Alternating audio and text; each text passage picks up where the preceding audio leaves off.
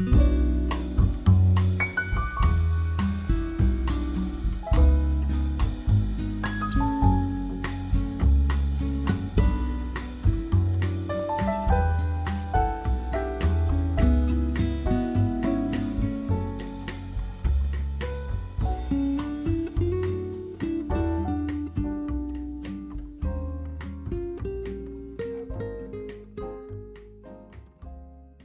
guys, welcome to today's QGIS tutorial. In this video, we will learn using QGIS and QFIELD for field data collection. You can subscribe to this channel to follow all my previous useful GIS tips and tutorials. If you like what we do here and you want to support this channel, you can join our Patreon. I will provide a link in the description below. QFIELD is an open source mobile application that allows you to edit QGIS projects on mobile devices, that is your phones, your tablets, and any other device that supports Android or iOS. It is built with QGIS rendering engine, so your QGIS project, which includes the symbology, will look exactly the same in QFIELD. We're going to actually look at that practically when we install QFIELD in our mobile devices. It supports most of the formats that QGIS supports, including shapefiles, GeoPackages, and PostGIS database, and works fully when offline. You can also even include some raster layers into QFIELD. QFIELD functionalities include feature digitizing, geometry and attribute editing, attribute search, form customizable through QGIS, GPS support, and camera integration. So let's go to QGIS and look at today's exercise. So we'll go to QGIS and create a new blank project. I've already created a new blank project. So the next thing we want to do is we want to bring in a raster layer so that we can demarcate our area of interest, the area where we're going to do our fieldwork. In this case, I want to do some fieldwork on collecting data about ATMs that are within a certain area. So I'm going to load a raster layer. There are several ways of loading raster layers. The one I usually like for this exercise is using the XYZ tile. So I'm going to go to my browser panel. If you don't have your browser panel, you can always find it by right-clicking on this and making sure that it's checked. So I have my browser panel here. So the next thing I'm going to do is I'm going to go to the XYZ tiles. Then I'll select the drop down on the XYZ tiles. And you can see I already have some tiles loaded here. In this exercise, we're going to be using the Bing maps, which will be our base layer. So I'm going to select the Bing maps and then I'm going to drop it into the layers panel, and the Bing maps is loaded. So after it has been loaded, now we need to determine which area of interest or where are we going to do our fieldwork. Since we're just going to be doing it randomly, what I'm going to do is I'm going to go to plugins. Then I'm going to use the geocoder plugin to look for an address. So I'm going to look for an address, and let's say maybe we look for a capital, maybe say a town, maybe say Pretoria. This is a town in South Africa. So I'm going to hit enter, and it will give me some results. So I've found some places that have that name. So I'm just going to select the drop down, and I'm going to select Pretoria City, which is in South Africa. Then okay, and it is loaded into our QGIS. The point is loaded into a QGIS. So the next thing I'm going to do is I'm going to zoom into this point here. So I'm going to zoom in because I just need the images of my area of interest. And you can see it's becoming clearer. And I think to that point, this is okay for me. So what I can do is I can just save this area here and use it as my area of interest. So the next thing we're going to do is we're going to now create a boundary for area of interest. To create a boundary for area of interest, you're going to create a new shapefile layer. So I'm going to go to layer, create layer. You can create a new GeoPackage layer or a new shapefile layer. The choice is yours. So for me, I'm going to create a new shapefile layer. Then I'm going to save it somewhere in my folder by clicking on this 3 dots. And I'm going to be creating a boundary for my area. So I'm going to create a boundary for my area as an SD shapefile. Then the geometry type is a polygon, so I'm going to select polygon. Then I'm just going to have a name within my attributes. It's a text data. Then I'm going to add to field, and I can even remove this integer here so that I only have only one field in my attribute table. So now the boundary shapefile has been created here and it's empty. So I'm going to just digitize my area of interest. I'm going to select the boundary, then I'm going to click on toggle editing, then I'm going to add polygon feature, select that, then I'm just going to select a rectangle for this. So I'm going to say rectangle from a center of a point. So this is my center. Actually this looks like a roundabout here, so I'm going to select this, then I'm just going to draw my nice rectangle for my area of interest. So I'm okay with that, and I'm going to call it my work area. So I'm going to save it. Now I'm going to stop the editing, then save the edits. Then now I'm going to style my boundary layer. So I'm going to right click on the layer, go to properties, then the symbology, I'm going to make sure it's a simple outline. Then I'm going to change the color to red, and I'm making it a bit thicker so that it's visible when I'm using it. And then I'm going to click on apply, okay, to save it. So I have my boundary for my area of interest. I'm going to zoom to layer so that I can actually look at the whole of my area. I can even remove now the point, the geocoding point. I don't need it anymore actually. So the next thing we're going to do is we want to collect ATM information in this area. We want to do a field work, and we want to collect all the ATMs that are for the different banks in this area. So the next thing we need to do is we need to have a point layer. So I'm going to create a point layer now for the banks. So I'm going to click on layer, create layer. You can create a new GeoPackage layer. I'm going to create a new shapefile layer.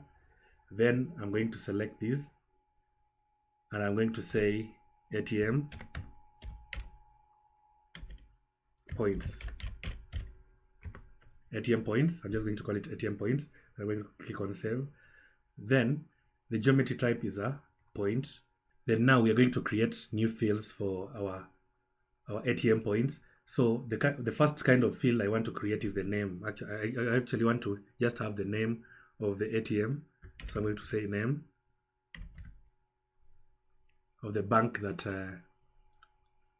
installed the ATM.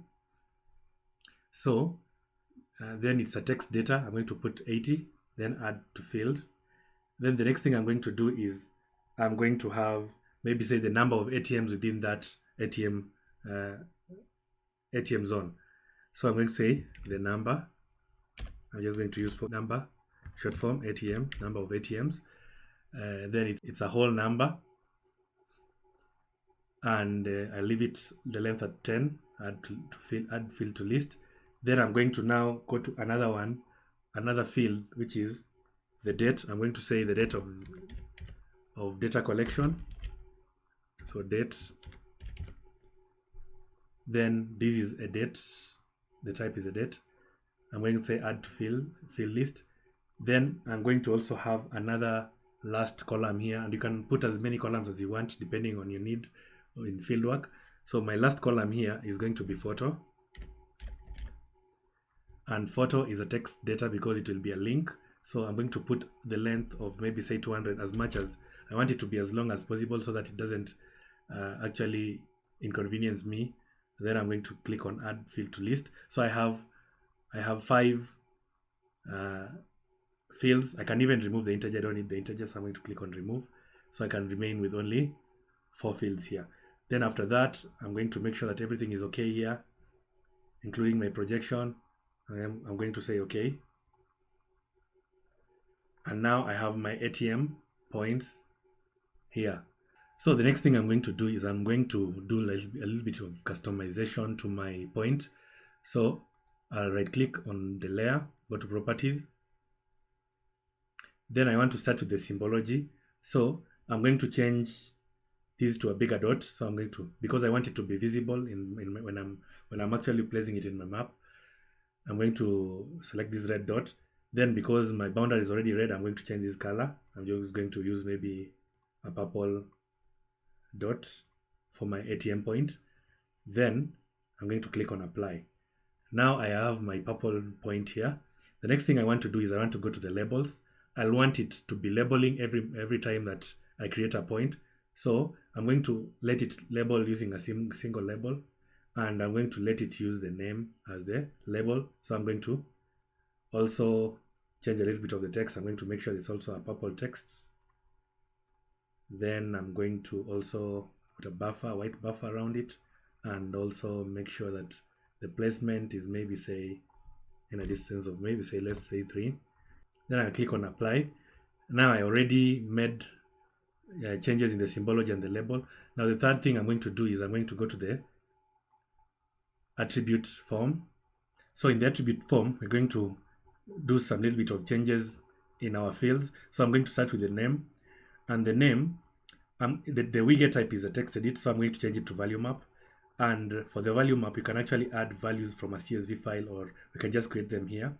So I already have a lesson in how to create value maps, so I'll provide a link in the description below for you to follow. So I'm going to key in some names of the bank ATMs that I know are maybe in this area. So I'm going to start by maybe say Standard Chartered.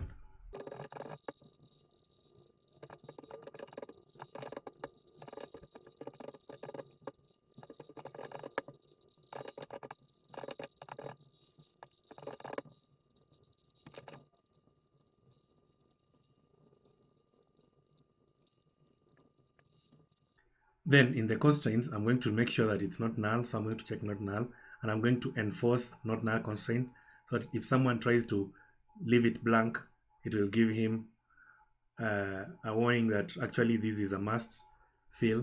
So I'm going to click on apply. After that, the next thing I'm going to go to the date. I'm going to remove editable. Then I'm going to leave the widget type as data type.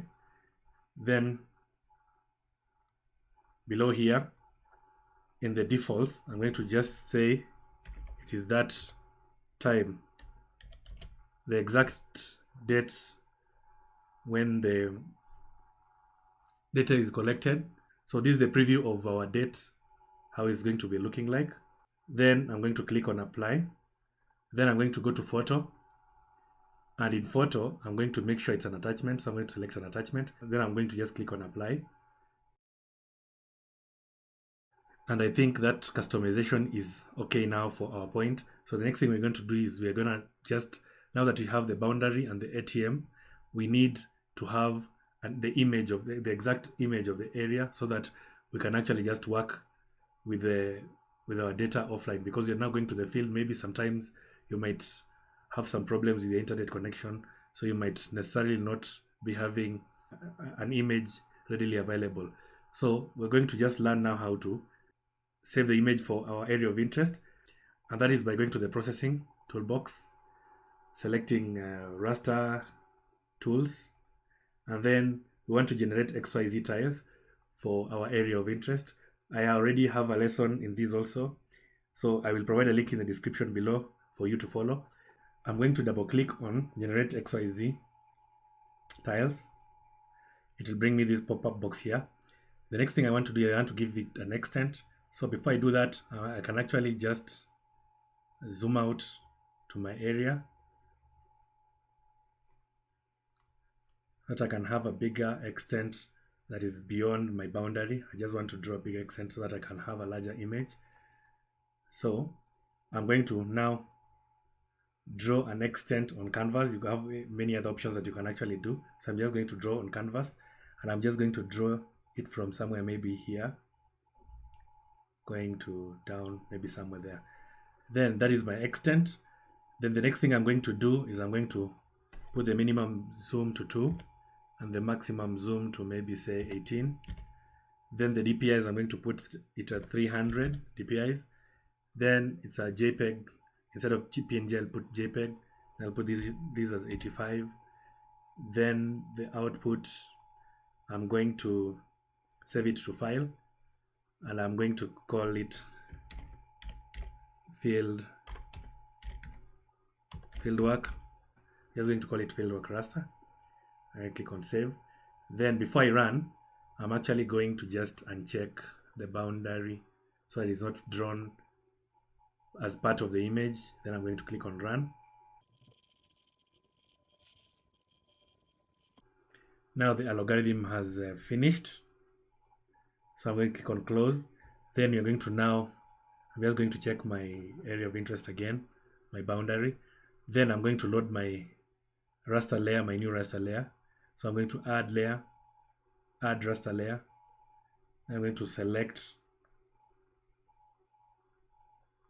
fieldwork raster. Click on add. Then I click on close. And I can actually remove the Bing map virtual and bring the fieldwork raster below the Bing map virtual. Then zoom to layer. And now I have my raster layer together with my boundary of the area and also some points that I'm going to be digitizing. So I can actually do away now with Bing virtual raster here. So you can actually see if I zoom in, it's as clear as the image that we had, the virtual the Bing image that we had. So you can actually see the streets very, very nicely and the building very, very easily when you're in the field. So after doing this and you're having the points, the polygon, and the raster file, we're going to go to the next step, which is now loading these into the QFIELD. So in order for you to be able to load it in QFIELD, you need to install a plugin that is going to enable you to do that. So you're going to click on plugin, go to manage and install plugins. Then it will bring the plugin manager. So we need to go to all. Then under all, we're just going to look for QFIELD. And it will give you a QFIELD sync. So select QFIELD sync. Then you will install it. I've already installed it. I can just click on reinstall. No harm done. And it has reinstalled my QFIELD sync. You can read more about whoever developed this QFIELD and what version it is by looking at the information here. Plugin successfully installed. I'm going to click on close, and you can see I have now some tabs here. One is package for QFIELD and the other one is synchronized for QFIELD, and then the last one is configure current project. So you can actually access it from here on your toolbar. If you don't find it on your toolbar here, you can just go to plugins. Then there is a QFIELD sync. Then you can actually look at the kind of options that are there. The first thing I normally do is I go to the preference. Then you can actually now put the default import directory and export directories. For me, I put them in the GIS data QFIELD import, and for the export, I put them in the GIS data QFIELD export. So you can actually customize here depending on your need. So I'm going to click on close.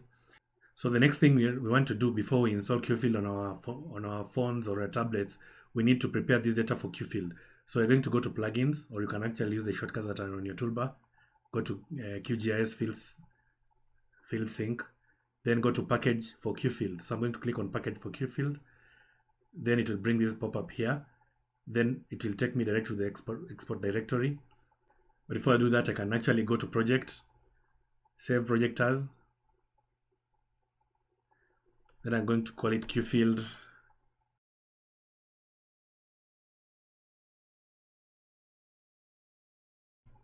Pretoria. Click on save. Then I'm going to go to plugins, QFIELD sync, and then package for QFIELD. Then I'm just going to you can actually change the directory if you want, but I'm just going to leave it to my export directory. Then I'm going just to click on create, and you can see it has finished creating my project. You can see tell me please copy this folder to your QFIELD device. So that's the next thing you're going to do. You're going to copy that folder in our QFIELD device. Now that my data is ready, I'm going to connect my phone, and then I'm going to copy everything that is in this folder, export folder, into my phone. So I'm going to first access the data where it is. So it is in my C drive in my desktop. I need to go to my desktop, GIS data. QFIELD. Then it's in my export folder. When I open my export folder, I'll find all my files within the export folder. You can see there is the raster file, the boundary, the ATM points, the QFIELD. So we are going to actually copy everything here in the export folder. Let's select copy. Then I'm going to go to my phone, and you can see I have my phone connected, and I'm going to save it in a folder that I've already created called QFIELD. Then I'm going to create a folder here, new folder here, and I'm going to call it fieldwork.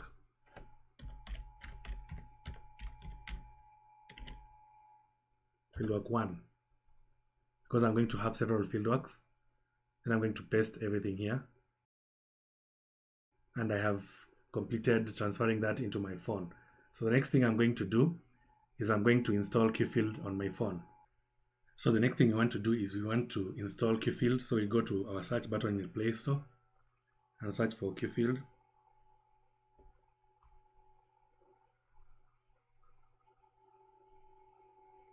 And then we'll get QFIELD for QGIS. Click on install. For me, I've already installed, so I'm just going to click on open. Then when you open QFIELD, you'll find there are some recent projects that someone actually did. So what we are going to do is we're going to open local project. So I'm going to click on open local project. Then it's in my internal storage. So I'm going to select internal storage. I'm going to scroll down up to the QFIELD folder. This is the QFIELD folder. I'm going to select that. Then I'm going to select fieldwork 1. And now I have the QFIELD Pretoria. So I'm going to select that. And it will load my information. And now you can see it has actually loaded all the data that we are working with. So I'm actually going to zoom in. You can see I have my image very, very nicely in display. So since it's 1 a.m., you can actually not go out to do some field work. So what I'm going to do is I'm just going to create some data within this work area straight from my house. So the first thing you need to do is you need to click on this part here, and you will see all the information that you have. So we have the ATM points, the boundary, and then there's a fieldwork raster. So what you want to do is we want to click on this pencil here to start editing. So we want to start editing the ATM points. So I'm going to select the ATM points first. Then I'm going to click on the edit to start editing, and it tells you are now on digitizing mode. So I'm going to go back this way. Then I'm going to just select a place. You can see there is a cursor here that has a plus. So at the middle of that, this crosshair is where your point will be. So I can just do an assumption here and say, let me start with this point here. So I'm going to click on this plus point here to add my data. Let me click on that plus. And then it will tell add feature of the ATM. You can now see our form that we had actually customized is now here. So I'm going to select the name of the ATM. So for example, I'm just going to click on the drop down here so that it gives me all the other options that I have in the drop down. And I'm going to just assume this is Wells Fargo. So I'm going to select Wells Fargo. Then I'm going to click. Then I'm going to scroll down again. Now, the number of ATMs, I'm just going to do an assumption here. I'm going to put maybe there are 4 of them in that location. Then I'm going to click on the tick here. Then I'm going to scroll down, and you can see the date is 30th today, so you can't actually edit it. So then I'm going to scroll down. If you have a photo in your SD card, you can actually select it, or you can actually just take a photo. So I'm going to click on take a photo. And because I'm not in the field, I'm just going to take a photo of something in my house. Maybe that just this man here in the TV.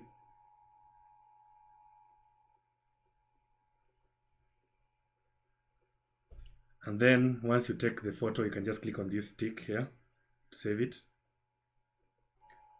And we have our nice photo here, but I'm expecting you to take the photo of the feature that you're looking at. So I'm going to click on the tick to save everything. So I'm just going to click on that, tick. And you can see our first point appears on our map here. So we're going to go to another location. Maybe I was walking on this street here, and there's a bank here in this building at the edge of our boundary. So I'm going to do again the same thing. I'm going to click on the plus button here. It will tell me to add a feature, so I'm going to click on the drop down here, and I'm going to say this is Absa Bank. Then the number of ATMs, I'll go to that and say maybe the number of ATMs were in that area 8 for Absa Bank. Then I'm going to click on the tick here. Then the date is still 30th because it's just today. Then I can actually go to my SD card to get an image, but I can also take another picture of something in my house again. So I'm going to take a picture. That is of my giraffe.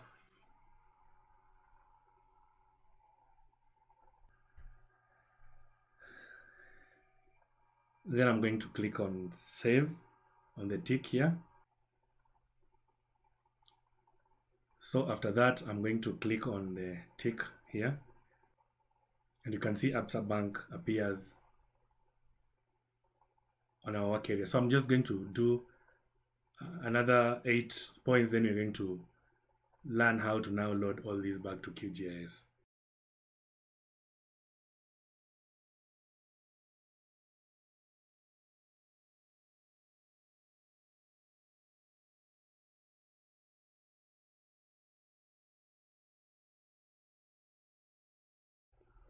Once you're done with your edit, you can actually just click on these 3 dots here to stop the editing. You're now on browser mode, and there are several other things that you can actually do. You can look at the settings here, click on the settings. There is open project settings, log, about, logs, measure tool. You can click on the measure tool and be able to measure distance from maybe say one bank to another by just moving it to that. Click on the add button here, then move to the other, and you can now look at that, and it tells you the length in meters of the 2 points. Let me just zoom in a bit so that you can actually be able to see what is happening. And actually snaps, you can see it snaps. You can see it snapping. So that's how you can actually use even the tools for the length. So I can click on close measure tool. So since I have already known from this standard bank to prime bank is this number of meters, and the coordinates of this and that. So what you can do is you can just click on the close measure tool now, and then after that I can just go back,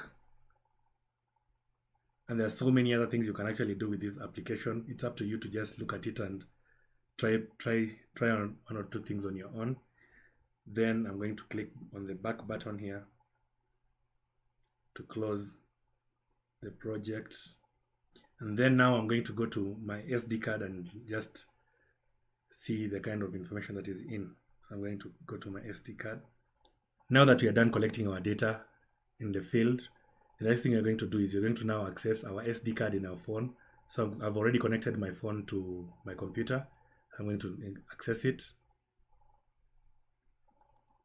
and I'm going to go to the folder that we created called QFIELD.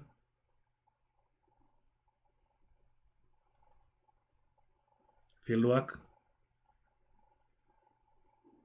And you can see now in my fieldwork there's a new folder here called DCIM. That is where the images that I took were saved. Actually, I just saved only 2 images. So I'm going to now copy the whole of this folder, or everything in this folder, into my import folder. So I'm going to click on copy. Then I'm going to go to desktop, GIS, data, QFIELD. The import is empty, so I can just paste it within the import folder, like that. And I have copied all the information that I need from my SD card in my phone. So I'm just going to click on close. Then I'm going to go back to my QGIS, And then I'm going to go back to my plugin now. I want to just now access the information directly here. So I'm going to go to the plugin, QFIELD Sync. Then I'm going to go to Synchronized from QFIELD. Then by default, it has already selected the import folder. So I'm just going to click on Synchronize. So all my information has actually been brought into QGIS. So we have all our information here. You can see when I open the attribute table, we have the information that we have actually collected from the field, including the names, the number of ATMs, the date, and the photo. Some of the photos I didn't check because then I already took 2 photos, which are enough for demonstration. So the next thing I want to do is I want to see if I can actually look at the photos. So I know for Wells Fargo I took a photo, and for Upside Bank I took a photo. So I'm just going to click on Identify Tool. And when I click on this point here, it just gives me the information about the point, but does not give me the photo because I haven't done some customization here. So I want to show these photos as pop-ups. I have a full lesson on this. I'll put a link in the description below. So I'm going to just go right click on the layer, go to properties. Then I'm going to select the attribute form. Then I'm going to select photo. Then I'm going to now look at the path here. Just below the path here, I'm just going to scroll down and select relative to path. Then I'm going to scroll down again, and then I'll go here, type no content, I'll select image. Then instead of auto width and auto height, I'll select the width at 400 and height at maybe say 300. Then I'll click on apply. Okay, and then I come back to the identify tool and select Wells Fargo. You can now see the photo that I took of this man on TV. And I can go to ABSA and select also because I know it had an image. And as the image of the giraffe that I took in the house. So that is how, for the others, since they don't have any image, it will just be blank. But now we have all our information straight from QFIELD to QGIS. And we can continue with our edits and making very nice maps with this data. That's it for today's long exercise. If you found this video useful and you want to learn more on QGIS, subscribe to my channel. Don't forget to give this video a thumbs up. Otherwise, I'm just happy you're here. See you in my next video.